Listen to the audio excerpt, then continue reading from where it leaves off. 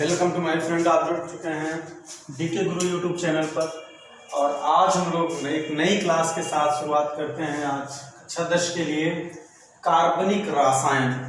आज का हमारा टॉपिक है कार्बनिक रसायन, मतलब ऑर्गेनिक केमिस्ट्री के बारे में। आज हम एक इंट्रोडक्टरी पार्ट पढ़ेंगे, ऑर्गेनिक केमिस्ट्री क्या होती है। तो बच्चों बताया जाता है ऑर्गेनिक केमिस्ट्री के बारे में कि कार्बनिक रसायन में अंग्रेजी ये जो कार्बनिक रसायन है, ऑर्गेनिक शब्द जो है अंग्रेजी भाषा के ऑर्गेनिक से इसकी उत्पत्ति हुई है। ऑर्गेनिक से जिसका अर्थ होता है जीवन। क्या अर्थ होता है? जीवन अर्थ होता है, अर्थात वो सभी चीजें जिसमें जीवन का अवशेष होता है, वो सभी चीजें जिसमें सजीव होती हैं, जिसमें जीवन का अंश होता है, उन्हें हम ऑर्गेनिक कहते हैं। और सजीवों का जो अध्ययन हम करते हैं, जिनके अंदर कोई केमिकल्स होता है, वो ऑर्गेनिक केमिस्ट्री के अंतर्गत आता है। हम आपको इसका आज इतिहास बताते हैं, थोड़ा सा आपको पीछे चलते हैं और इतिहास बताते हैं आपको थोड़ा सा इसके बारे में कि सन 1675 ईस्वी में निकोलस लेमरी ने सन 1675 ईस्वी में निकोलस लेमरी ने पदार्थों को तीन भागों में बांटा। बच्चों, किसमें बांटा? तीन भागों में बांट दिया। इन्होंने कहा पदार्थ तीन तरह के होते हैं। एक तो खनिज पदार्थ, मतलब जो पदार्थ मिलते हैं वो तीन जगह से आ सकते हैं। खनिज पदार्थ, जंतु पदार्थ, और इन्होंने बताया लास्ट में वनस्पति पदार्थ। किसने बताया था? निकोलस लेमरी ने 1675 में बताया कि जो मटेरियल्स हैं वो तीन जगह से आ सकते हैं। खनिज पदार्थ हो सकते हैं, वनस्पति पदार्थ हो सकते हैं, और जंतु पदार्थ हो सकते हैं। जैसे खनिज पदार्थ में से लोहा हुआ, सोना हुआ, ये नमक हुआ, ये सब खनिज पदार्थ हैं। जंतु पदार्थ की अगर हम बातचीत करें, जिलेटिन हुआ, एल्ब्यूमिन हुआ, ये जंतु पदार्थ हो गया। वनस्पति पदार्थ की बात करें तो गोंद है, रबर है, कपूर है, ये सब वनस्पति पदार्थ से हो गया। इसके बाद 1675 के बाद बहुत दिन तक ये बातें चलती रही और बाद में 1815 ईस्वी में एक साइंटिस्ट हुए जिनका नाम था बर्जीलियस साहब ने। हम इतिहास आपको बता रहे हैं कार्बनिक रसायन का। बर्जीलियस साहब ने सन 1815 ईस्वी में एक सिद्धांत दिया जिसको कहते हैं जैव शक्ति का सिद्धांत, थियरी ऑफ विटल फोर्स की थियरी दी इन्होंने। जैव शक्ति का सिद्धांत दिया, और जैव शक्ति का सिद्धांत कहता है बच्चों कि जो कार्बनिक पदार्थ हैं वो किसी न किसी सजीव पदार्थों से ही बन सकते हैं। मतलब अगर कोई कार्बनिक पदार्थ है तो जाहिर सी बात है वो किसी न किसी सजीव पदार्थ से मिलकर ही बना होगा। मतलब इन्होंने बताया कि कार्बनिक पदार्थों के अंदर एक दैवी शक्ति होती है, एक ईश्वरीय शक्ति होती है। यानी कि जितने भी कार्बनिक पदार्थ हैं उसे भगवान जैसे किसी चीज ने बनाया है। इसी को हम लोग जैव शक्ति का सिद्धांत कहते हैं। तो जैव शक्ति का सिद्धांत बहुत दिन तक लागू रहा। और लेकिन बच्चों, जैसे कि आपने सुना है कि गुरु गुड़ ही रहता है, चेला जो है वो शक्कर हो जाता है, वैसे ही सन 1828 ईस्वी में, यानी कि 13 साल बाद, 15, 30, 28, 13 साल बाद बर्जीलियस के ही एक शिष्य हुए जिनका नाम था होलर। क्या नाम था? जिनका नाम था होलर नाम था।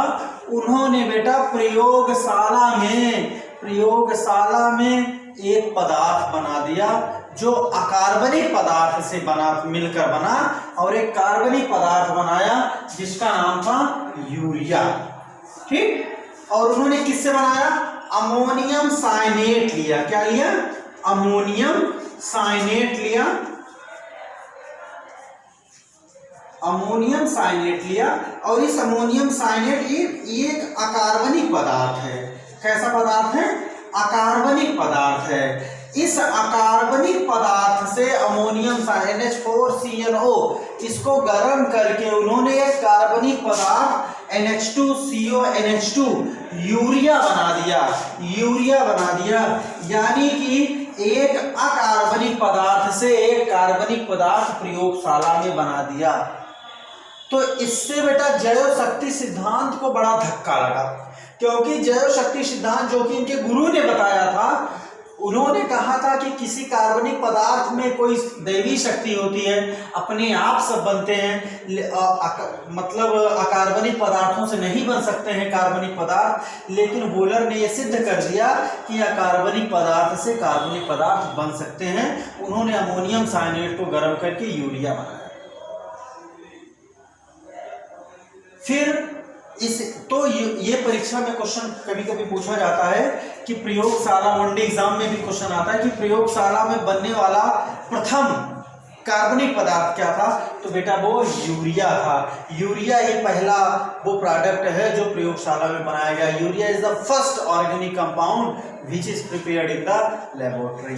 मतलब यूरिया एक पहला वो कंपाउंड है जो प्रयोगशाला में बनाया गया। इसके बाद कहानी यहीं पर नहीं रुकती है, बल्कि अब तो होलर की इस खोज से और भी वैज्ञानिकों को धीरे धीरे हिम्मत मिलने लगी।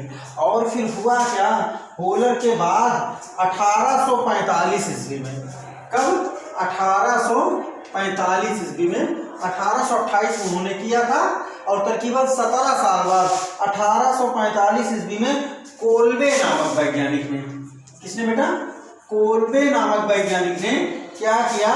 कोल्बे नामक वैज्ञानिक ने कार्बन और हाइड्रोजन की मदद से एसिटिक अम्ल बना दिया। क्या बना दिया? एसिटिक अम्ल बना दिया। ये भी एक कार्बनिक कंपाउंड है।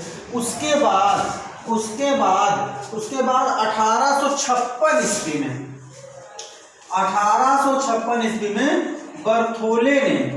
बर्थोले नामक वैज्ञानिक ने बेटा मेथेन गैस बना दिया।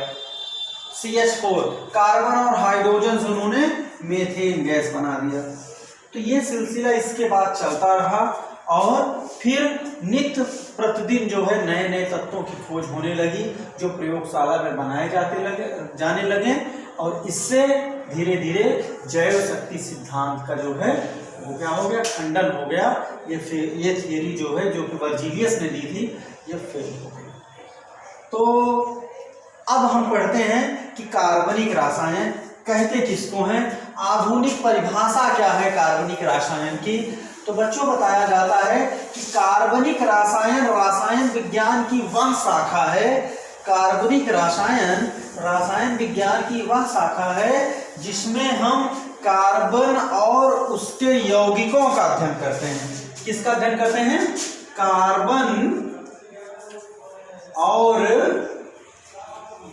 उसके यौगिकों का अध्ययन करते हैं। यौगिकों, कार्बन एंड इट्स कंपाउंड की जो स्टडी की जाती है, कार्बन एंड इट्स कंपाउंड, इसकी जो स्टडी हम करते हैं वो रसायन विज्ञान और कार्बनिक रसायन के अंतर्गत करते हैं। ठीक, अब हम ये जानेंगे। तो हमने आपको बता दिया एक सूक्ष्म इतिहास। शुरुआत में निकोलस लेमरी ने खनिज पदार्थ, जंतु पदार्थ, वनस्पति पदार्थ में बांटा था। बाद में बर्जीलियस साहब ने अपना जैव शक्ति सिद्धांत दिया जिसका खंडन होलर, बर्थोले और कोल्बे ने किया। और फिर मैंने आपको बताया अब कार्बनिक रसायन की परिभाषा। अब हम जानेंगे हमारे दैनिक जीवन में कार्बनिक रसायन का क्या महत्व है, कहाँ कहाँ पर कार्बनिक रसायन हमारे लाइफ में इन्वॉल्व है, इसके बारे में सूक्ष्म अध्ययन करेंगे।